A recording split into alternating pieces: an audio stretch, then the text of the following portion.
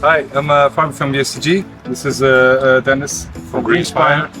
We're here making an installation for the MIN-XH2, an APX 2.0, and of course the GroHomeManager-X.